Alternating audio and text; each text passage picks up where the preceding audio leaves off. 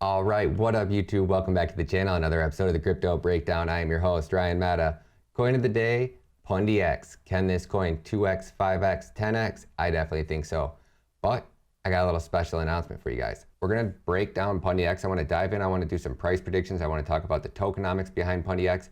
And then I have special guest, CEO and co-founder of Pundix, Zach Che. And I apologize if I say that last name wrong. I'm so bad at names. But I have Zach and CEO and co-founder of FunctionX, David Benkei. They're both going to be joining me for an interview. We're going to do a deep dive into what Pundix is, what special announcement Pundix has. We're going to talk a little bit about the ticker change. We're going to talk a little bit about Tether. We're going to talk a little bit about how the Pundix team came together. It's going to be a great interview. It's about an hour long, and there will be skip ahead timers down in the description. So at any time, if you guys want to see a topic that we're actually going to talk about, you can look down in the description. You can skip ahead. All that good stuff, all packed into about an hour and a half. So in the beginning of the video, I'm gonna do a deep dive into the actual tokenomics. We're gonna talk about price predictions. We're gonna see how well Pundi's been performing against Bitcoin. Then we're gonna dive into the interview. So again, down in the descriptions, everything you guys need to know. Hit that like button, hit that subscribe button, give a shout out to Pundix, check them out, definitely tell them I sent you. And just for legal discrepancy issues, the first part of this video, this is all on me. And this has been recorded post-production after the fact, after the interview. So I'm adding this to the beginning of the video because it'll help the growth of the video. So Pundix, no way associated with these price predictions or tokenomics or anything of the sort. This is all on me. Everything else after the fact is Pundix in the interview. I was not told what to say. This video is not sponsored by Pundix. Get that all clear. And I'm not being paid by Pundix in anything in any way, shape, or form. Guess what? I'm not a financial advisor. I may have a plethora of crypto knowledge, but this video is for educational and entertainment purposes only. You always need to do your own research. I do not advise that you buy, sell, hodl, trade, or invest in any cryptocurrency. And if you could do me a huge favor and hit that like button, turn on those post notifications, and smash that subscribe button, I would be greatly appreciative. And down in the description, you can always find chapter timelines in case you want to skip ahead, affiliate links, and links to my digital course. Now that we got the YouTube police off our back, let's dive in, let's get it. All right guys, now let's dive into Pundix. I always call it Pundi, so I apologize. I probably will never be able to get that one out of my head, but Pundix, let's talk about the supply. Right now, with a supply of 258 million coins into circulation, that is an extremely low supply. And the best part is they are deflationary. So every time a new person adopts Pundix and there is another Pundix POS system released into circulation, every time a transaction takes place, a fraction of a share of Pundi is actually burned. So over time, this asset is going to continue to deflate and deflate. And the more that they get adopted, you're crazy. You'll see in the interview too, I asked them what would be one of the biggest things that they could land? Like what type of customer would they be looking for that could actually take Pundi to the really next level? I said Walmart. And they replied was, what if a government launched their own CBDC, their own form of cryptocurrency, and then that government regulated that every store actually have a point of sales for crypto inside their store. So talking about an entire country adopting Pundix at the same time, I mean, that would be massive, massive. I'll leave that. I won't go over that too much, but we're gonna go over that in the interview. Taking a look at Pundix, like how is market cap actually calculated, right? It's supply times price equals market cap. So your market cap is the total amount of money that's invested into that cryptocurrency or the total value of how much all of those coins in circulation are worth at this exact point in time. So to give you a better idea, when Bitcoin was 64,500, they had a market cap of 1.2 trillion. So we see Pundix right now sitting with a market cap of 370 million. So in order for this coin to 2x, the market cap would need to double, right? 740. For it to 10x, 3.7 billion. For it to 20x, 7.4. And for it to 100x, it only needs to have a market cap of 37 billion. So literally one news announcement could be the biggest game changer ever. So what's nice about Pundi is their old ticker, I can actually go and actually look at and analyze data. And the one thing I want to talk about is market cap. So if we come over to the charts and we go to all time, rotate and filter to market cap, and we take a look at their market cap at the peak, this previous bull run, their market cap was $2 billion. So when I jump back over here and I take a look for Pundix, if they just got up to the same peak that they had previously in this bull run, you're talking about a $2 billion market cap. That would roughly put them between, I think, like $9, give or take, like $9 and $10. So with a price point of, $1.20 right now in the current market conditions, I would not be surprised if we seen Pundi come back down to $1, give or take, if the market keeps pushing to the downside. So you're talking about a coin that could easily 10x, and that would just be reaching a market cap that it previously had. So without any other additional bullish news. So that leads me to believe that Pundi is definitely going to want to be one of those coins that could easily get adopted. I mean, if any country did that, you're talking about easy 100x on a coin like this. I think that would be very realistic for a market cap like 37 billion. That's so realistic for a coin like Pundi. We talk about biggest names in the game: Ethereum 480 billion, Binance 100 billion, Cardano 94 billion, Dogecoin 89 billion, and it's a meme coin. So you're talking about a point of sale system in every business in an entire country. I mean, or just imagine that in every Walmart or every Target. Like, just one little deal like that would be the biggest game changer ever. So now let's talk about market structure. Right when that token switch happened, we can see the price of Pundi was literally probably, I think it was like 976, give or take. And this is why Pundi was one of the coins that I was heavily DCAing into, because it was the biggest discount from its previous peak to where it ended up at. My personal stance on this, and we'll talk about it a little bit more in the interview, was at that point in time, the market was literally like right at peak formation. So it happened right before that big Bitcoin dump, and then Pundi started to come to the downside. Well, when a coin changes the ticker or when a coin's brand new, a lot of times it's the initial sale of that coin being such a discounted price that drives that bullish momentum. And then your bots have RSI levels, they have retrace levels, they have Fibonacci extensions, and they have that bullish momentum, so they trade it as if the coin's bullish. Well, when a coin makes a switch like that, just so happened to be pretty much bad timing, that when the coin launched, it started to push down drastically. So when the bots see that big of a drastic push to the downside, these bots don't know how to trade it anything but down. So I think that that played a big role, and just the time of when everything happened. I don't think it was Pundi's fault. I think that their team did a great job, and long-term play on a move like that, why they did that was because of on-chain supply issues, liquidity, and it really helps the overall growth of a token. Previously, if we take a look, you can see how many coins were into circulation, right? Billions and billions and billions. And why a majority of new cryptocurrencies do not come out with supplies up in the hundreds of billions anymore, because when you're trying to pair that with a Bitcoin pair, imagine one Satoshi would be like a 15% price move, because when it's 0.00004, imagine what one tenth of a Bitcoin equals. I mean, you're talking about like hundreds of thousands of tokens. So a lot of times we talk about these scam coins. No legit good coin comes out with more than, I would say, 50 billion coins in circulation. You might find a few that are 100 billion that don't actually have like their own blockchain, or they're not trying to scale and be something, more so. I think a lot of coins target these prices because people see all those zeros and they come and FOMO into it. But as far as long-term health of a cryptocurrency, the lower the supply, the better. Take a look at Bitcoin, all these big name MakerDAO. There's a reason that they all have low supplies. And then you take a look at coins like Shiba, and they have these astronomically large, supplies. There's a reason why no good, legit coins come out with that many coins in circulation, because it's definitely a price point where people want to target it and buy it because of that. But I don't think it's actually good for the coin and the development of that coin's ecosystem. Now we're over here on the charts and we're talking about market structure. We can see right now, Pundix is actually holding perfect market structure. We're sitting right here at the 0.618, and that's at that $1.20 price range. The next key support level we have is right there at 87 cents. Now, I personally was buying Pundi every chance I got when it was down here at these levels. I even had DCA targets even lower, because I was like, this is the coin. Like, do I think that this coin's gonna make me a millionaire overnight? No. Do I think one big announcement could 10x? Absolutely. Do I think just bullish momentum, market structure, and the community that this coin has behind it could easily take it up to do a 5x? 100%. When I get into this coin at $5, this is one of those coins where I think that if given the chance, if Pundix goes back up to $5, I take 20% out, and now I'm sitting holding on to 80% of my initial investment, and I have no skin in the game. This is one of the ones I've just been throwing in my cold storage wallet. I don't plan to look at this coin probably for a couple of years, and that's just kind of how I'm playing it. If I get my initial investment out, I get 20% out. I'm keeping this one packed because it's a deflationary asset, and they have 100% of tokens in circulation. So for my next target up, I'm gonna be looking for $3.24. If the market does go bullish, and we do have this double bull run or parabolic second altcoin season, my peak as far as market structure is right about 449.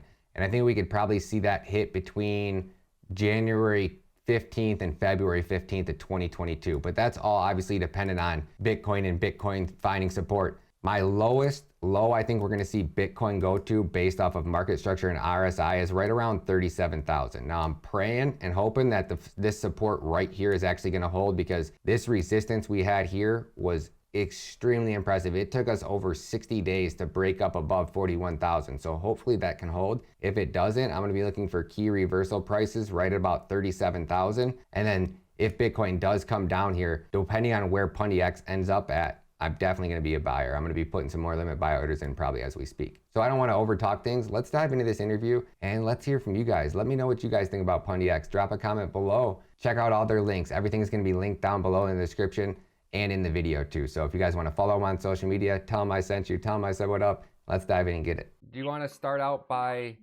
telling us a little bit about each one of your guys' selves? Do each one of you guys want to introduce yourself and tell us about what your role is and about the project a little bit, and then we'll kind of snowball from there? Sure, Zach. David. Beauty before age. You, David.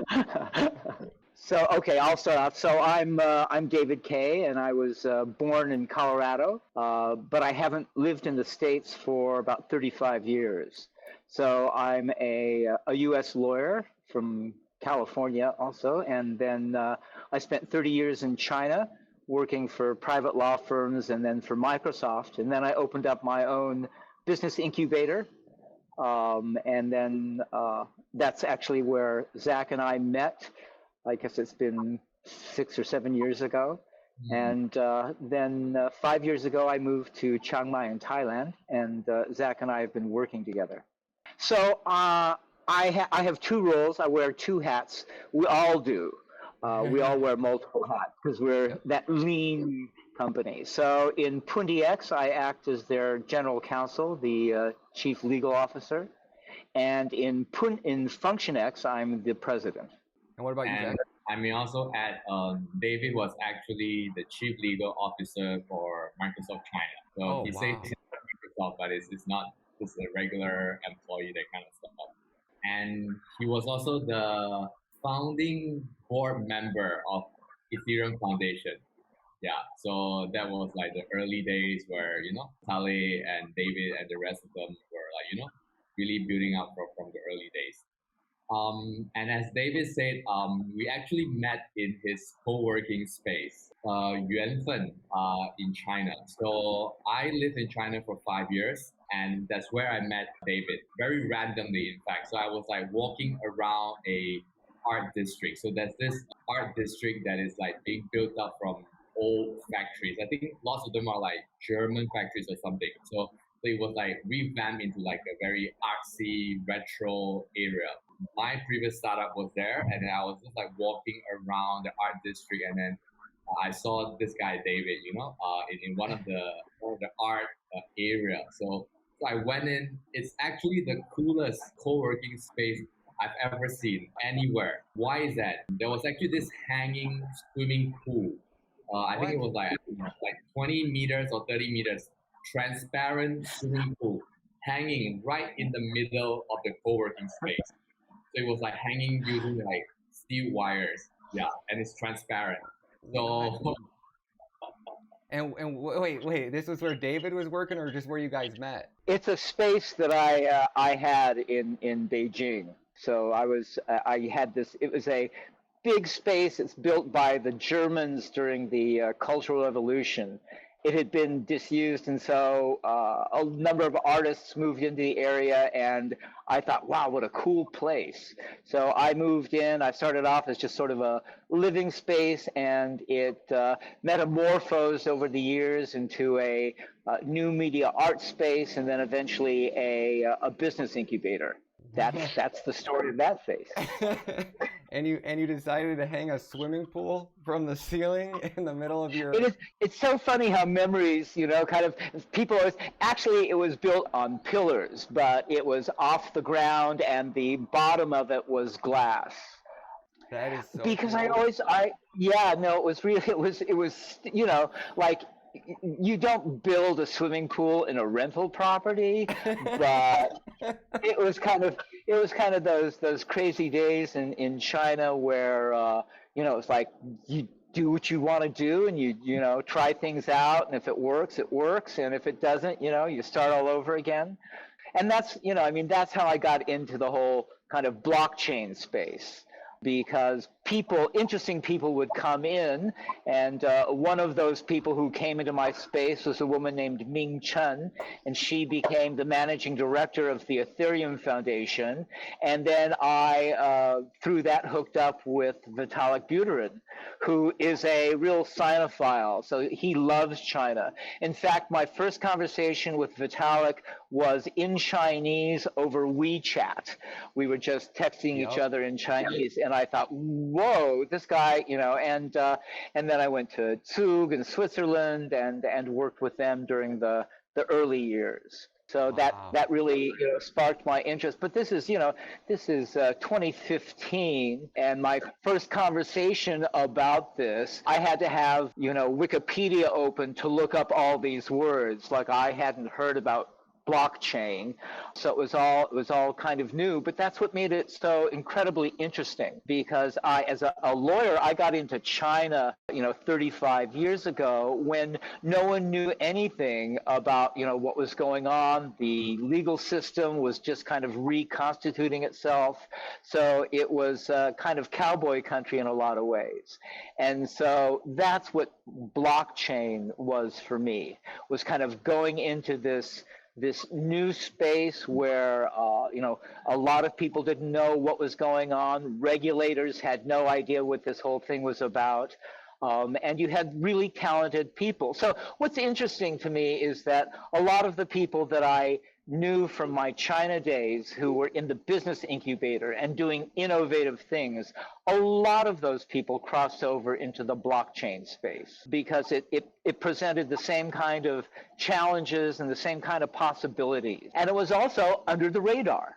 So, people, it was kind of like, and so when you're a radical lawyer, I'd hardly call myself a radical lawyer, though I was the only lawyer in Beijing with a ponytail. I know it's hard to imagine at this point, but, blockchain represented this, this really interesting space that the governments anywhere didn't know anything about. And so that's what made it kind of this open area. There were, obviously in the early days, there was a lot of abuse going on and lots of scams and all that. But over time, it's been, a very interesting evolution.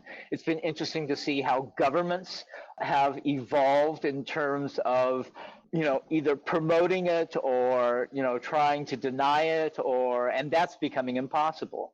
So it's no longer possible to deny. In those early years, we talked about, they'll outlaw cryptocurrency, or they're not now. It's too, it's too big a player. And so that's, I think that's what certainly sparked my interest, and to be able to plug into what Zach was doing with Pundix, was a really great opportunity in terms of looking at, in the early days, it was like looking at their white paper. And what really made Pundix stand out from my perspective is that they had a device. They had a tangible product. It wasn't some kind of concept hanging out there. It was an actual, point of sales device that was going to enable merchants to accept cryptocurrency and also to sell cryptocurrency.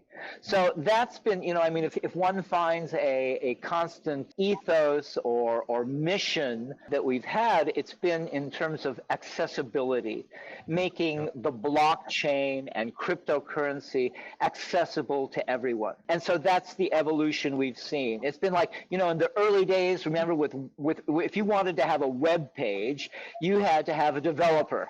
And you had to have someone who was like really deep into coding. And then over time, people developed ways of bypassing that. You didn't have to be a geek or a technical expert in order to do that. And that's been our approach with the blockchain, to make it accessible, to make crypto accessible. And now, the hot new thing, that's not even just it's not a passing fancy, but it's DeFi.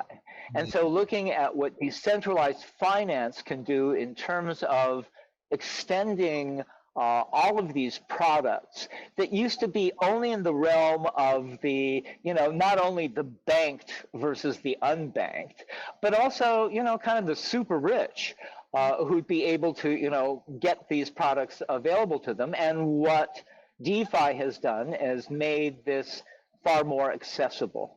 And so that's been our driving force. You guys started out as a dApp on Ethereum, right? Pundix did. Am I saying that right? And then now with the launch of the FunctionX, you guys are going to have your own blockchain. Am I saying that right? That's correct. But I don't. Zach can kind of fill in the details. I wouldn't think of Pundix as something that was operating on the Ethereum blockchain. Zach? Sure. Yeah. So a lot of our stuff is actually running on top of the Ethereum blockchain, or rather a word. And one of the product that many people know us for is actually the point of sales. So the exposed point of sales, whereby people can actually buy and sell crypto physically in a store. It's a very small device where people can use.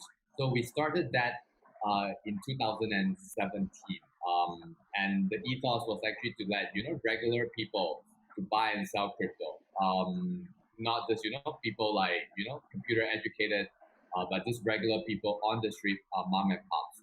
So a lot of our product were actually running on Ethereum blockchain, and what we did was that we actually launched our own blockchain called FunctionX.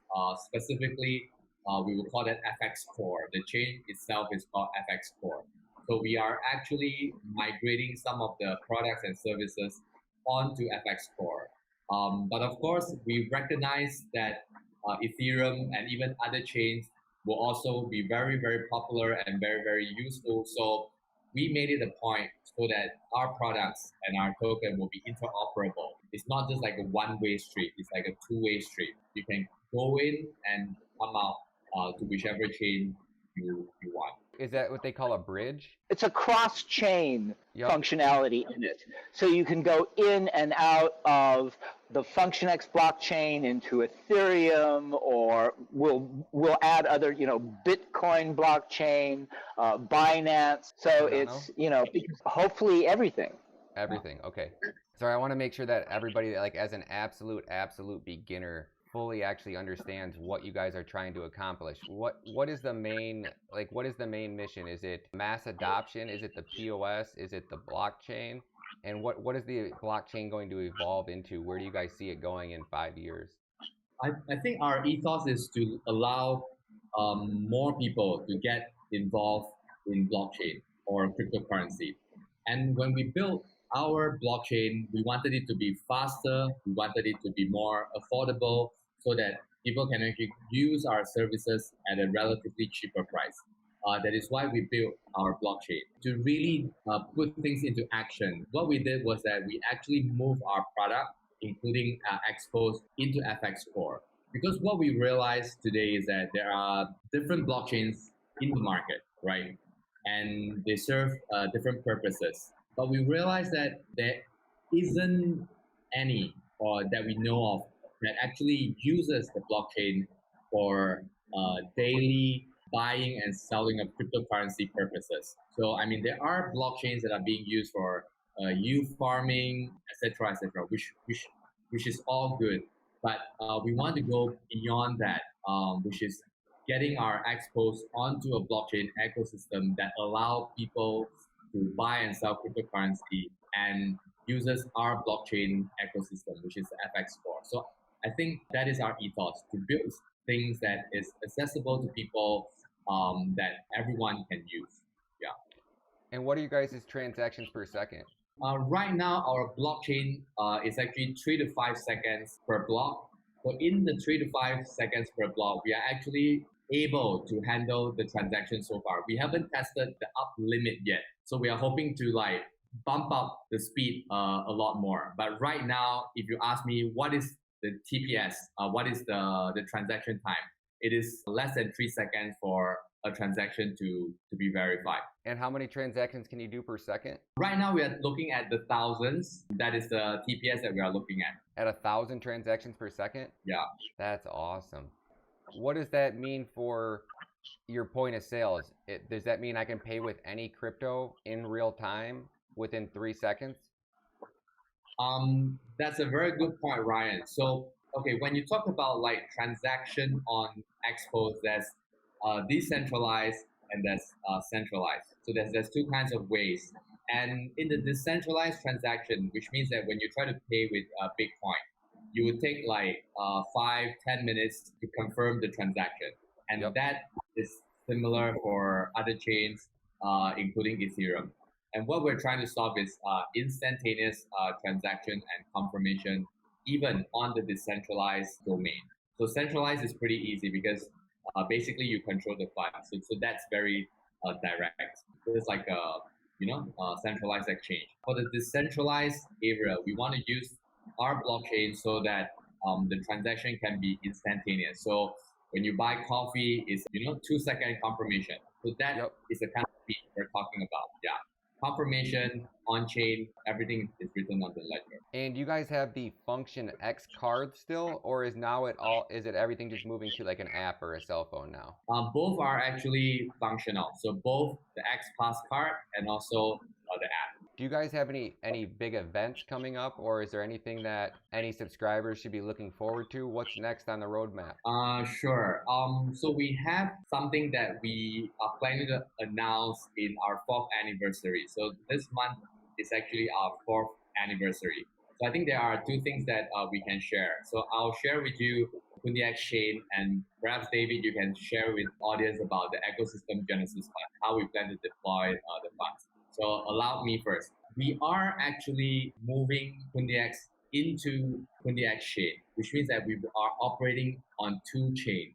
One is the FX core, which is the low level, sort of like, if I may, like the backbone parent chain that connects all different chains. That's your layer 0? That's our layer 0. Yeah, that's a good way to put it.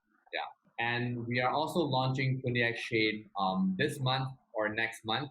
And the transaction on Expos will all go onto Pundix chain. Like the example that you gave just now, how can I buy things like instantaneously? So all those will happen on Pundix chain. So take for example, the next time when someone in say El Salvador buys a coffee in a local coffee shop, so that transaction will be logged onto the chain. That's so awesome. So as a retailer, I no longer need to save receipts, because every transaction is recorded on the blockchain, correct? Correct. That's awesome. That's so cool. Now, David, you want to say the same thing too, and so I can get both your guys' opinions? A new thing. So we also have what's called the Ecosystem Genesis Fund. So we've put aside 75 million FX, Function X tokens to be used to help people develop for our chain. And so it kind of brings me back to my days as a business incubator. And so it's looking for people with great ideas who need to have some seed funding. Really, that's what it acts for. So, and that also entails then having a good governance system in place that permits voting by the community, because the objective is to be decentralized as possible. That's not a switch you just turn on. It's a process. It's an evolution. And so why we have this fund is to help us push that evolution along, to have, developers and whatever. So we're having kind of a test project right now by decentralizing our marketing. So one of those things that was obvious to me, we are really community centric. And so it was very obvious from our Telegram communities and Facebook and all of our communities that we had some really talented creative people. And so the idea is, how can we tap into that talent? They really have a passion for what we're doing. And so how can we direct that creativity to our marketing efforts? And so that's, we're doing that and supporting it with our Genesis fund. So, That's so cool. it's just a taste, because again, these things are never perfect coming out of the box. And so in terms of our voting system, in terms of governance, we want to build on that step by step. The other reason behind the step by step is that this ain't easy. So, for those people who've delved into DeFi, for example, it's not an easy or necessarily an intuitive process. What we're hoping to do is to kind of bring our community and grow the community as we bring it along on the step-by-step process, so that they have a deep understanding of the process and what's going on. With DeFi, there's increased risk. You control everything. You hold the private key.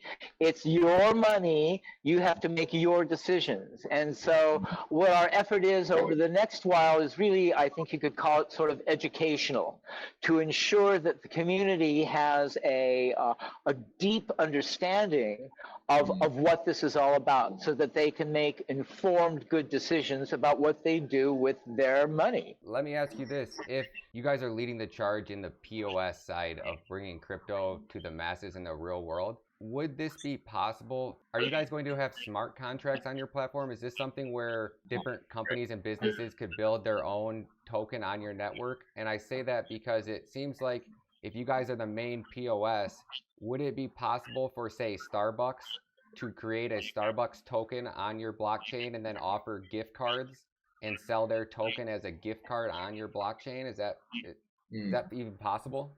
That's a very good question. One thing that we are working right now on our blockchain is actually to add the smart contract functionality. So we're working on that. Basically, anyone can actually launch a token in the blockchain. So that's smart. That's something we realize people want, because it could be Starbucks, it could be a mom and pop that want their own, right? You guys get one of those signed up on there, one big company to do that, and you guys will revolutionize the gift card industry. And oh man, that's crazy. I don't even know how to think about that, how big and the potential that could be. Not just that, an NFT as well.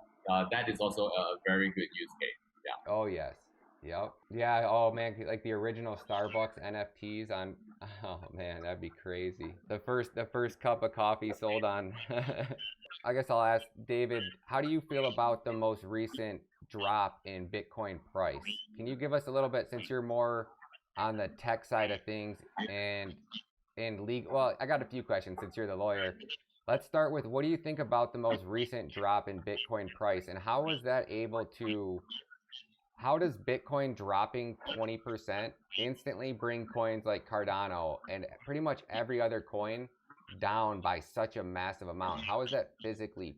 As being with part of the blockchain, I don't get how that is. If I knew the answer to that, I would be, far wealthier than I am.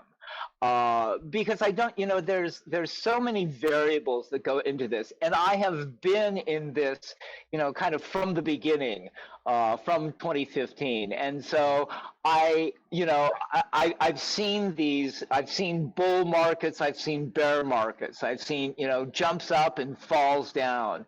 So, I'm a hodler. I mean, I will, I buy tokens where I'm interested in the project. Yep. And so, why was there? Some people are trying to, associate because on the same day that El Salvador, made Bitcoin a legal tender is when that drop happened. Is it related? Beats me, but there's, it could be related to a lot of things, and so we'll see. Again, why do other coins drop? Well, this is an issue of Bitcoin dominance, and so when it goes up, other things go up. When it goes down, other things go down. But we're seeing that dominance, I think, loosen. We'll see how things go. I remember those days when I was at Microsoft, and we'd have a really great investor report going out for the quarter, and then all of a sudden the stock would drop. And it was like, so people aren't looking at the reality of what the company's doing. It sort of has its own life. And I think even more so in the crypto world, exactly how things fluctuate, what things, and what kind of threw it off for me were sort of these meme coins came along. Because I can remember sitting in the boardroom of Ethereum when Dogecoin came out, and it was a joke. It was, and yet you see the kind of money that goes into it. So exactly what the value. I mean, we stay away from ever trying to look like we're a financial advisor. We don't comment on the price of our coin at any particular moment. I think a lot of it goes by community sentiment. There may be actual other economic factors. Obviously, those countries that are suffering from hyperinflation look to cryptocurrency as a store of value. So it's just again, who knows where it goes. If people look at our company and what we're doing, judge us by that, then logic would lead me to believe that the value of the tokens will also go up. And Zach, when you guys made the ticker switch, right? When it went from, what was it, NPXS to Pundix or Pundi, everybody was asking why Pundi was going down. I was telling everybody that I thought that it was because when that ticker change was made, 90% of or 95% of trades in the crypto world are made by bots, and the bots trade off of signals. When that ticker change was made, there was no price history for the bots to trade off of. So when the token started to go down, the bots continued to trade it as it was trending downward because they had no past history. There was no moving averages. There was no RSI readings. There was nothing. So when that coin launched at the peak of altcoin season, it was almost like the timing was kind of bad of it because it ended up pushing the price of that token down. It was probably your coin was the number one coin I was DCAing into because of I felt it was at the biggest discount because of that. So I think we want to look at the reason why we made that redenomination. I think there are two reasons that we made that choice. It wasn't something that we decided, just on top of our head. It's something that we've been debating for months. I think over 6 months inside the company. There are two reasons to it. One is because we are a small value token in the sense that it's very cheap to buy our token, especially on MPXS, right? It's really, really cheap to own one token. So our token supply is really huge. That's why it's really cheap to own one token. We actually felt that at one point, having a cheap token, so to speak, actually started hurting us. We can never be 100% sure, but what we suspected was that people were actually trading off this low price token. So as you said, it could be bots, it could be trading firms, we don't know.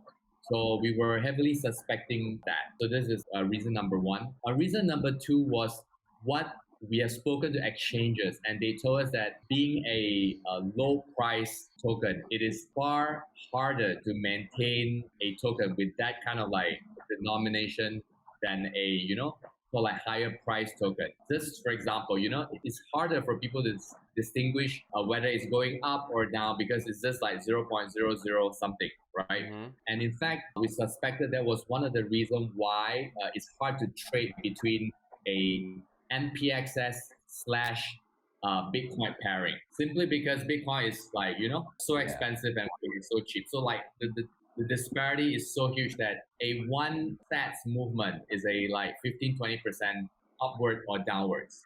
Yep. So that made it very difficult to find the real value of the token, which is why we decided to do the redenomination. So of course, post redenomination, some people say that you did it well, you did it bad, things like that.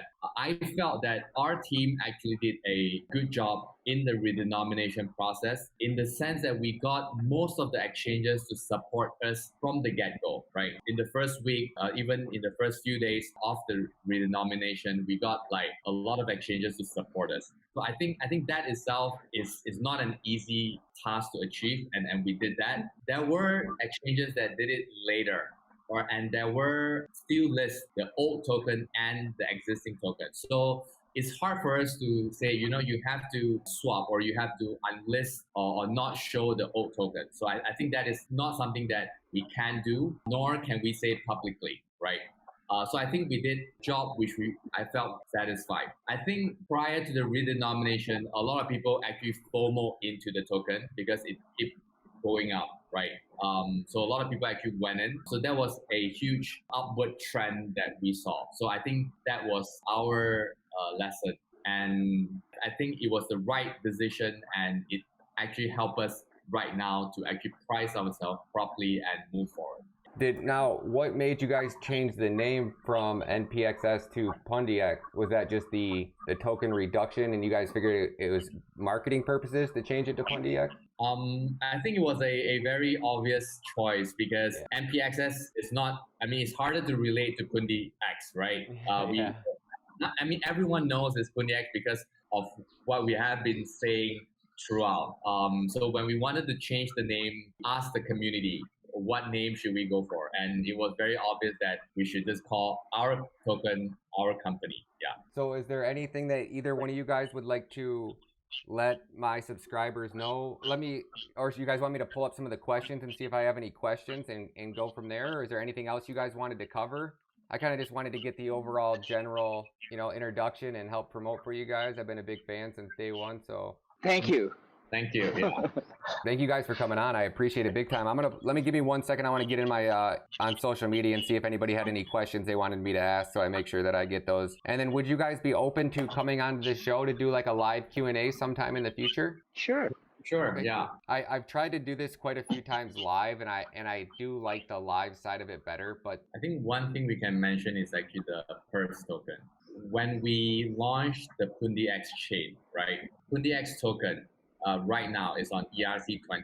They will migrate to the Pundix chain. The Pundix token that everyone is holding right now is on ERC20. So when we launch our Pundix chain, you will be able to transfer your Pundix token onto Pundix chain. Okay. And when is that? So we are scheduling October. Yeah, hopefully sooner. Yeah. So when you migrate your Pundix token from ERC20 to Pundix chain, what is the purpose? What is the objective? One is actually to help secure the network, which by then Pundix token will have a governance power. A Pundix token will be able to govern the Pundix chain. Every time a block is being created, it needs to be verified by validators, which the validators' weightage or its influence will be decided by how many Pundix token is being delegated to that validator. The validators will validate the block, so they verify that the block is correct and the block is being created, right? So in the block itself, you have information including, say, the people that bought the coffees and created on expos, right? When every block is being created, Pundix token holders that delegate and help verify the block will actually receive a new token. What is important to emphasize is that that token does not have any monetary value. You should not own it to speculate it, but we do plan to reward the Purse token. So we are calling it the Purse token, so PURSE, so that the Purse token holders will be able to, say, exchange the token for NFTs or, like goodies and stuff. So that's the purpose of the Purse token. So that will also come into fruition when we launch the Pundix chain. So that is part of the whole launch process. Are you guys going to have your own ecosystem on Pundix, on the new blockchain? I think our focus right now is actually to support the migration of expos into the Pundix chain, so that whatever that we do on the real life, outside of the cyber world, those transactions will be logged onto the Pundix chain. Yeah. So and I think when we are you proof of work or proof of stake? Proof of stake. Yeah. That's what everybody's all. It almost like has to be proof of stake now. What happens after that? I think it's important for us to get more adoption for expos usage. So what we have been trying to do right now, for example, for the past few weeks, is actually to talk to a lot of governments and also businesses in Latin America, so that they will adopt using Expos as a means of accepting payments and for their people to buy cryptocurrency. All this so like business effort to get adoption, and of course, in under the hood, it's actually powered by the exchange. Yeah. Is on the Pundix POS, are they able to use regular credit cards as well, or is this a second machine that a business would have to have in their? That's a very good question. When you look at Expos, Expos is actually an ecosystem. You can actually buy the Expos that Pundix manufacture. So that Expos itself, that point of sales, right now supports buying and selling of cryptocurrency and PayPal, not credit card yet. However, the Expos software also works in point of sales like Ingenico, Verifone. So these two are like the top two biggest point of sales company globally. Using their point of sales and being powered by Expos software, they can actually accept credit card and debit card payments. Yeah. David, who would you feel is your biggest competitor, or what is the biggest threat to Pundix, and where could like a point of failure be? Or I guess I don't even know where I'm going with that one, but I guess who's your biggest competitor, and what are some threats and obstacles that you guys have been facing? So, from my perspective, it's regulators and governments. So, I mean, after all, if you represent a decentralized world, then you're a threat to those entities and institutions that rely on their centralization for their power. So, I mean, it's unpredictable. Governments are unpredictable, and there's a lack of harmonization in terms of regulations, among the various countries. I think that's from my perspective, rather than a single company is the competitor. I kind of feel that it's sort of blockchain versus the centralized world. So, I mean, we'll see where that goes. We'll see, as I mean, every country, or many countries, are talking about issuing their own CBDCs. That's going to be interesting in terms of the relationship of central bank digital currencies versus existing stable coins. And we'll see what happens there. What is your thoughts on Tether? Or is that a subject you don't want to touch on? For example, well, I mean, what would happen if I had Tether in my, say I was a business and I was accepting Tether as a form of payment, and then Tether went bye-bye? What happens then? What would that mean for the cryptocurrency ecosystem as a whole? Would that be detrimental? Zach, do you have a view on that? I mean, I personally think the SEC right now is trying to deal with these things. It's not, from my perspective as a lawyer, it hasn't been very persuasive as to problems the SEC has with Tether or with other, stable coins. I think the likelihood is very low that they would just disappear. If it somehow got closed down, exactly what the repercussions would be for all of Cryptoville, I don't know. Are you guys going to allow staking? Your wallet is 100% DeFi, right? The FunctionX wallet is decentralized, correct? Yeah. Are you guys going to offer any type of staking, or is there going to be a DEX on Pundix? Yes, to all those things, I think. I mean, we have a panel called Crypto BNK, right? So you can call it Crypto Bank. All the stuff that you said will be part of the offerings. So right now, if you go in there, you can actually have savings. You can actually have like delegating of your FX token, which means that you are actually earning a 20% APR without impermanent loss. That is very important on the Crypto Bank panel itself. So these are the various things that we are working on, and we would like to also introduce more youth farming like elements. I think what is important is to introduce something that is attractive, that is not, exactly similar as what others have offered. So I think that is what we want to focus on. Yeah. So you obviously guys are going to have some type of staking rewards. If I buy FunctionX and Pundix, what is the best way to hold that to help my money work for itself, I guess?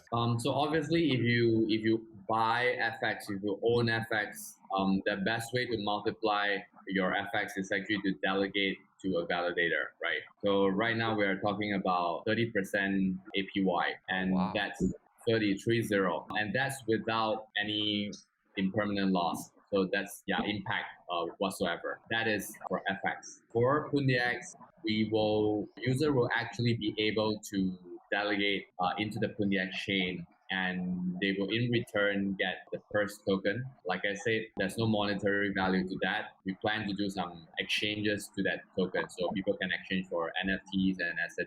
And of course, very important, Pundix token itself has always been a deflationary token. So every quarter, we will actually burn a percentage of the Pundix token from the revenue that we generate from exposed transactions. So for example, if you actually buy a coffee, you actually contribute a 1% towards the burning of the token supply, as well as some of the dApps we have that people use. They will also be contributed to the burning of the Pundix token. So it's a deflationary token supply, and every time a X-post is deployed into the market, it presents a potential deflationary mechanism to the token itself. Yeah. That's awesome, because if that was completely adopted worldwide at the rate the supply would decrease, it would be pretty crazy. On these deflationary assets, I assume it's something that can never go too low. Like a large majority of the tokens could never be burned, is that? Or is it something like eventually at some point you're going to get to a point where there's only 5,000 Pundix left? Or well, I mean, there's 18 decimal in the token. I think when we reach that point, the 18 decimal will be very useful. That's crazy. If each one of you guys could give one bit of advice for somebody who's brand new into crypto, what would it be? Well, I have two 30-something kids who I've I'm not an investment advisor even right. Within my own family. I mean, when you see the type of institutional investment that has gone into and continues to go into cryptocurrency, it's a clue that it should be part of your portfolio. No matter what you're doing, if you've got property and you're buying some equities and bonds, whatever is of interest to you, I think it behooves you to include cryptocurrency as a part of it. I think that particularly now, sort of approaching post-pandemic and what we've seen with the economies in various countries, I think one has to consider how much is wise to hold in fiat. So, I think as one looks for alternatives, fiat into these other things, cryptocurrency is obviously a contender. Couldn't agree more. And I just was asking Zach when you were gone there for a second, if you had to take your best guess, how long do you think before crypto starts replacing, and I mean like on a much larger scale, replacing the current financial system, or do you think it's even going to replace it?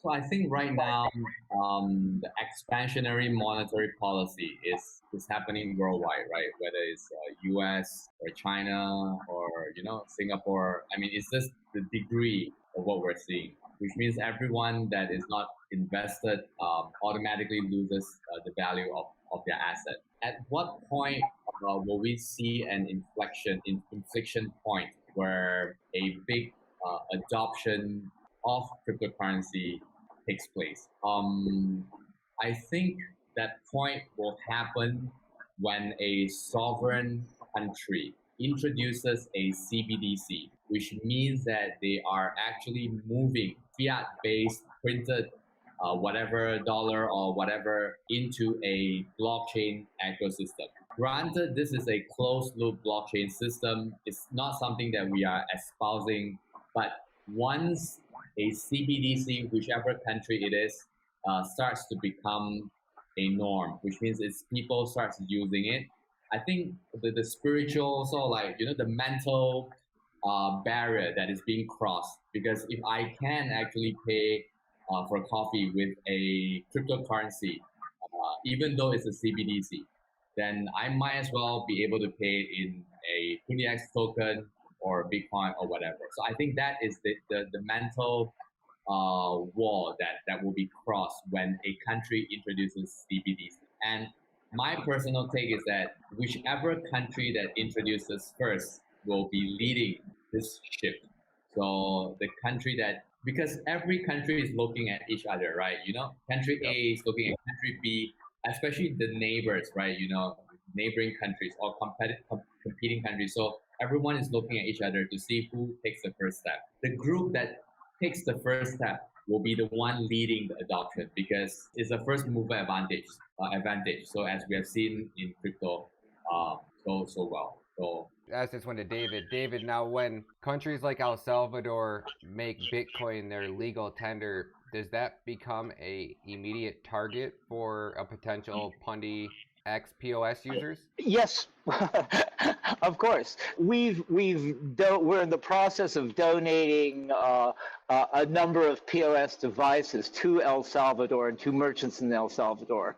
We're currently working through that whole process. And El Salvador itself, although on the 7th the Bitcoin became legal tender, they've just now issued regulations with regard to the regulation and registration of service providers for cryptocurrency. We're there and following it and in touch with the government to see how best we can integrate ourselves into that. Yeah, those are certainly, terrific opportunities for us. And as Zach mentioned, I mean, in addition to our own device, we're able to, have our software within other devices, like in Genico. So, it becomes readily available any jurisdiction that uses those devices. And again, I think we're going to see growing adoption, maybe through CBDCs, but also just as people look for alternatives, again, in those countries that are suffering from hyperinflation,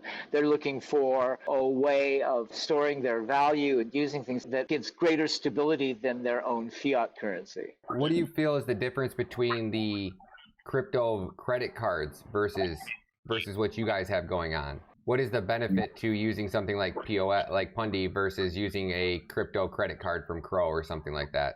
I know everybody's been talking about these crypto credit cards. I personally don't have one, but I was curious too. I would say that it's complementary because we have our own card, of course, Ryan. But we are focused on getting the exposed ecosystem out. So the more crypto credit cards, the more cryptocurrency usage, the better for us. The more crypto transaction, whether it's a credit card or app, is great for us. We Yep. want that to happen. Yeah. And how much are the POSs? Like, what would that cost as a business to get that set up? Sure. The retail price is $300 US. I think we up it up to 100. Yeah, correct. Yeah. That's such a cheap barrier for entry. Do they come with any warranties or anything of the sort? How long is one machine good for? I need to double check, but there's definitely a warranty, yeah.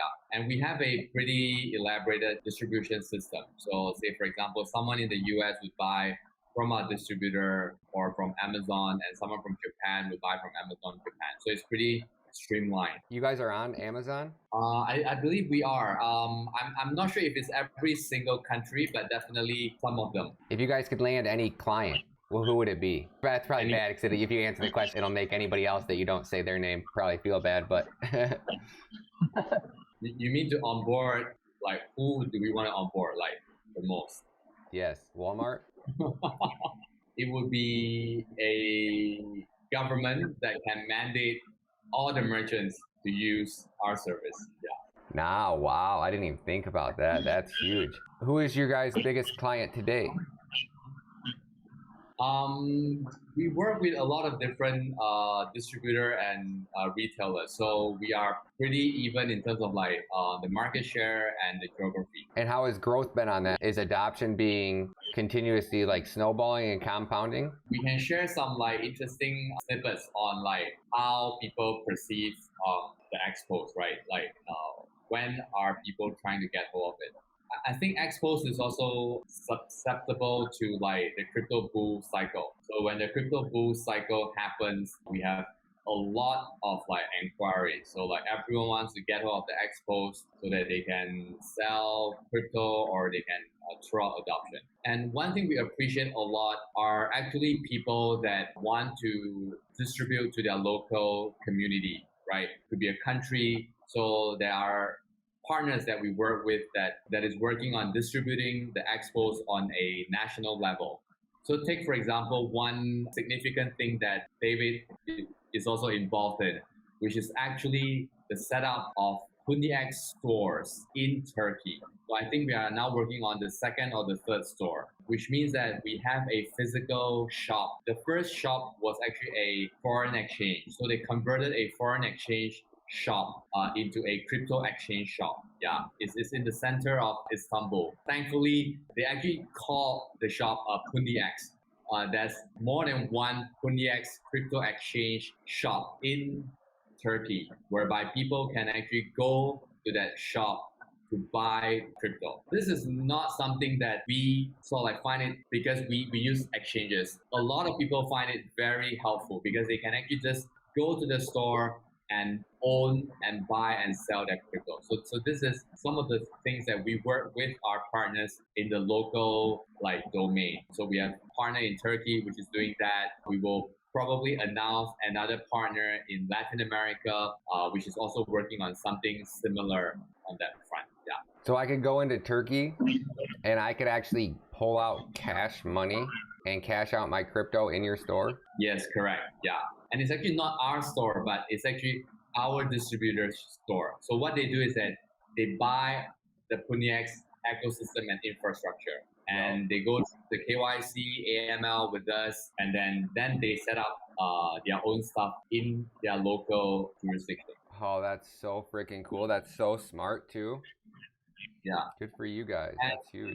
And one thing that the distributor appreciates is the distributor system that we have. So take, for example, Ryan, if your community were to get 300 expos, right? So you as the master distributor actually like quote unquote own that 300 expos. So it's like a layer. So like you give it to guy A who gives it to girl B. So when girl B sells a crypto, guy A takes a cut and then you take a cut. So anything that sells throughout the 300 point of sales, you tend to profit from it. Yeah. So that's one thing that Twitter loves. Yeah. That's awesome. And then do the fees increase from levels? It's just one fee and then that little bit comes out of the same fee. So they're always paying the same fee, right? They're always paying the same fee. And what is great for you as a master distributor is that you get to set the fees. You can set it to like 1% or 3% or whatever percent. We do have a cap that we feel that we don't want, the distributor to exceed. It's very flexible. Yeah. How long do you think it would be before we see Pundix systems in a majority of stores? We are trying hard. Yeah. So yeah, and we are very thankful that we have a very good community supporting us. So what we really appreciate are, the token holders that actually are not just holding the token, hoping the price goes up, but they actually help deploy their expos in their local community. Yeah. So I think that that is really great. What is your role with Pundix and FunctionX? Right. So I founded Pundix as well as FunctionX. So I'm the CEO of Pundix. For FunctionX, we wanted it to be a very decentralized organization. Pundix is a very good question, Ryan, because people tend to mix up both companies or both entities. Pundix started FunctionX, so we initiated FunctionX, but Pundix do not own FunctionX, right? David leads FunctionX as the president, but we have a council and it's very democratic, including the funds that we plan to use. So David said that 75 million FunctionX token is allocated for the ecosystem Genesis fund. So that is about like $50 million as of today.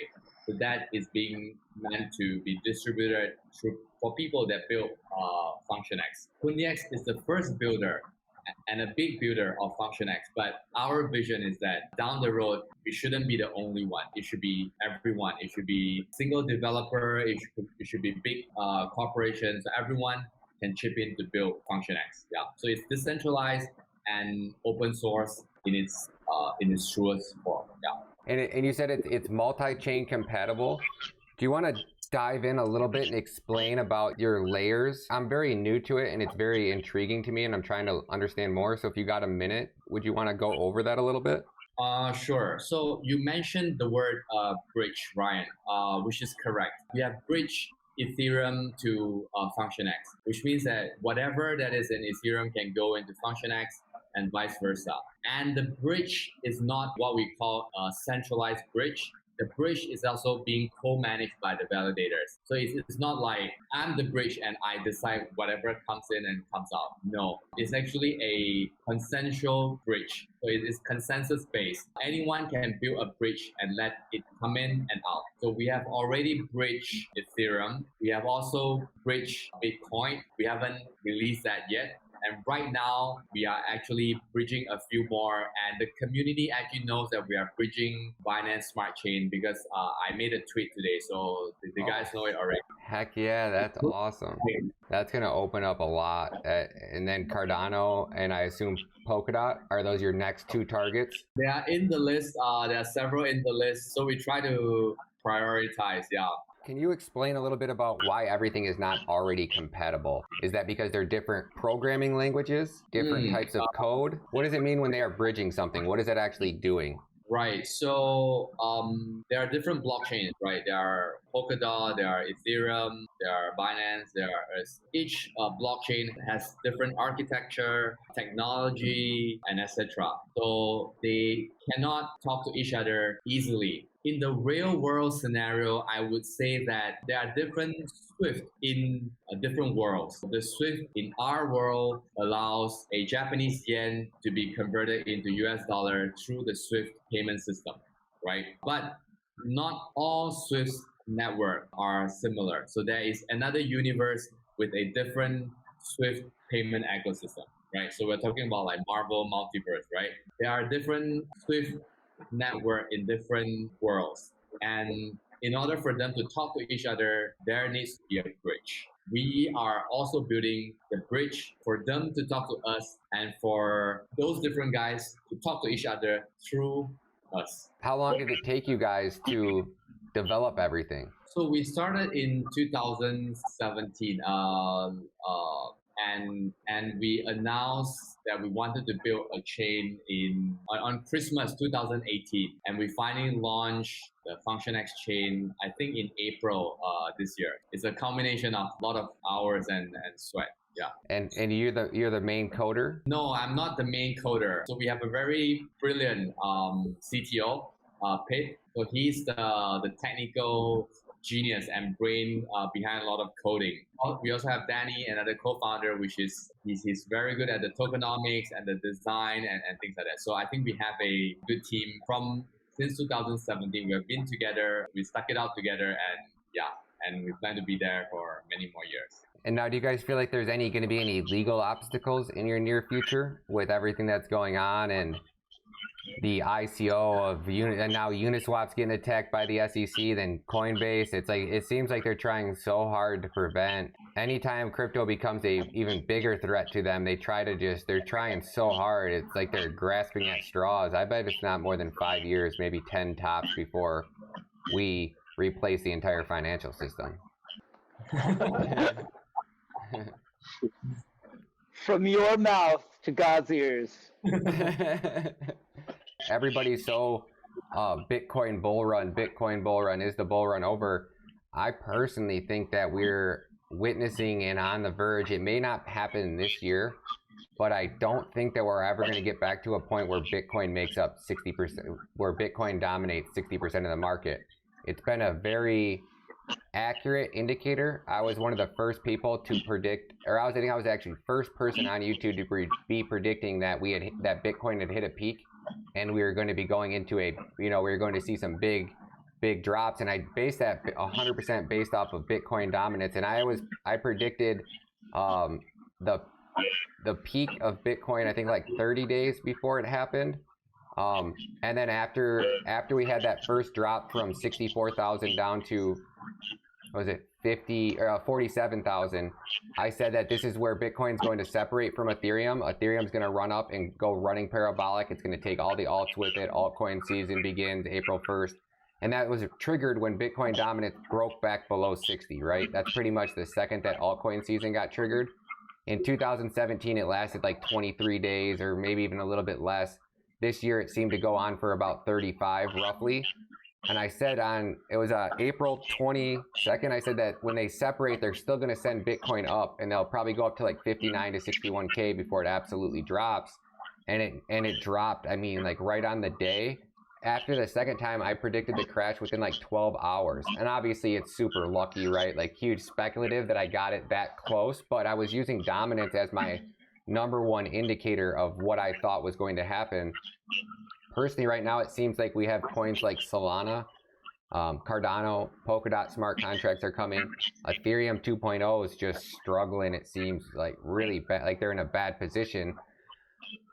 I don't think we're going to ever see another, what they call a Bitcoin bull run, where Bitcoin leads the charge and sets the bar and then brings everything else with it. I think you're going to see coins like Solana, and you're already seeing it. Solana has completely decoupled itself from Bitcoin. Yes, when Bitcoin crashed last week, it took Solana down 35%. But Solana was right back up and now is up back again, breaking all-time highs. It doesn't care what Bitcoin's doing because its ecosystem is so evolved with everything that they have going on and all the applications. And then now Star Atlas is going to be the next, like a game that's almost, I think it's going to revolutionize gaming as we know it. So I kind of feel like Bitcoin I definitely think Bitcoin's still going to go up to, 250,000 one day, maybe in the next 5 years. But I don't necessarily think it has to happen for altcoins to continue to grow and scale now. I think that's kind of like what we're witnessing is that separation of where we'll see maybe even individual ecosystems will have their own bull run. Like maybe Solana will have a bull run from X period, all the coins built on the Solana network will run, and then maybe every 4 years when the Bitcoin halving happens, you'll see what I don't believe in the word super cycle, but I do believe in a super cycle where Solana's ecosystem, Cardano's ecosystem, Ethereum's ecosystem all kind of run together because of the Bitcoin halving triggers that, that next phase where Bitcoin becomes the talk of the town and everybody's talking about it. What is your guys' outlook on that? I'll start with David. No, I think there'll be, I'm with you in terms of previously looking at Bitcoin dominance as the kind of key indicator. We're I think obviously at a point right now where we're seeing that kind of decouple, that Bitcoin is decoupling from the rest of the world. I think these other, the other blockchains that are out there, again, it's going to be driven by the innovation, and in terms of increasing, scalability and speed.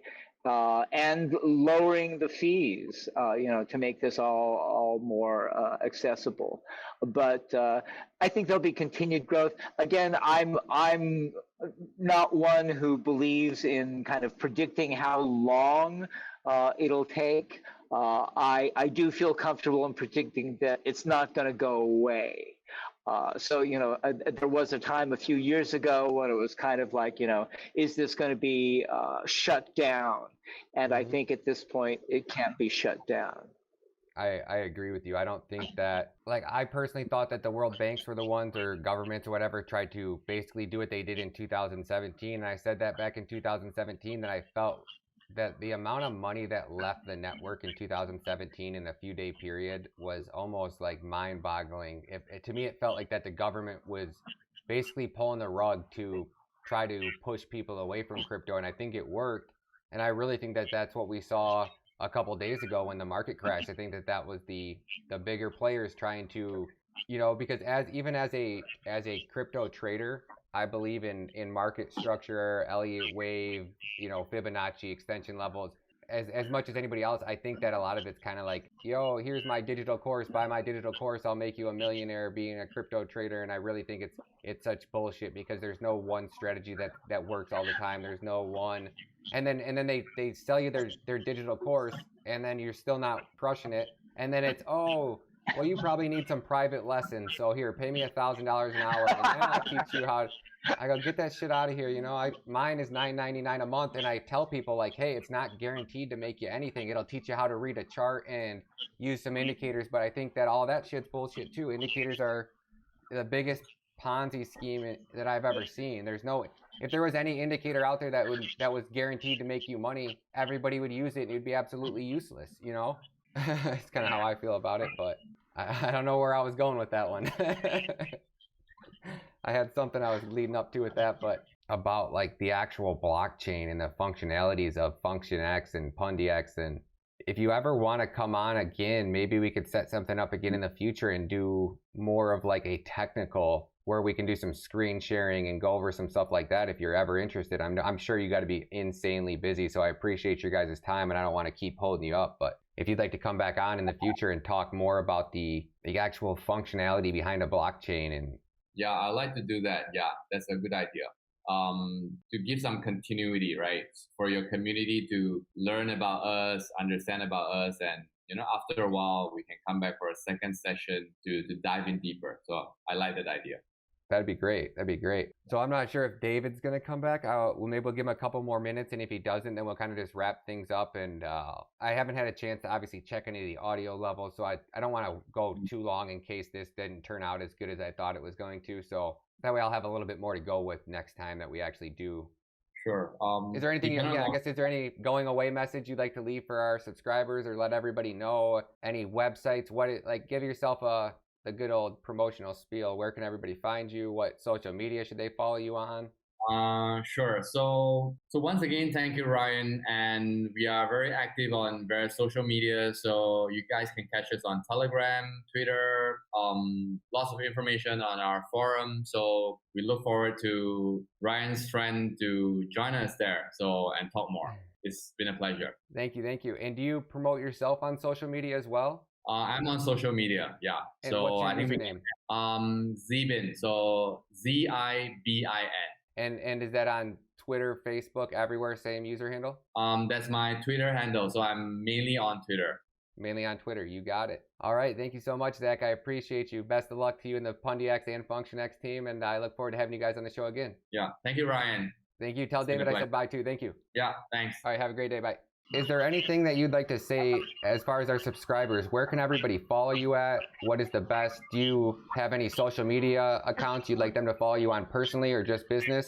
My Twitter account at David Ben K, that works good. I encourage people, if they're really interested, to join our forum.functionx.io. Okay. That's also great. We also have Telegram groups for both Pundix and Function X in multiple languages. So, and also an Instagram account. All we're throughout social media.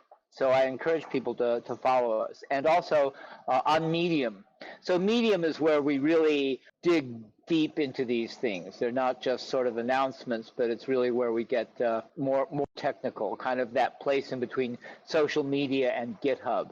So if people are really interested in understanding the meat of who we are, that's the place to go. Perfect. Well, thank you so much, David. I appreciate both of you guys big time, and it was a pleasure to have you on the show, and hopefully I'll be able to link up with you guys in the future and bring you guys back on the show. Thank you, Ryan. We really do appreciate the chance. And what would be the best day, would you say, to try to launch this video on your guys' anniversary, you think? I don't think we have any specific date. I think any time this month is good for us. Perfect. And what is the date of the anniversary? I don't know if we have a specific day. We think of September as being our sort of anniversary month. September as being your anniversary month. Okay, cool. Perfect. Well, thank you so much, David. I wish you guys the best. And if I ever come out to Thailand, which I definitely plan to, I'll reach out to you guys and come say what up. Please do. Look forward to it. All right, you guys. Best of luck. Have a great day. Stay well. Yep. Bye.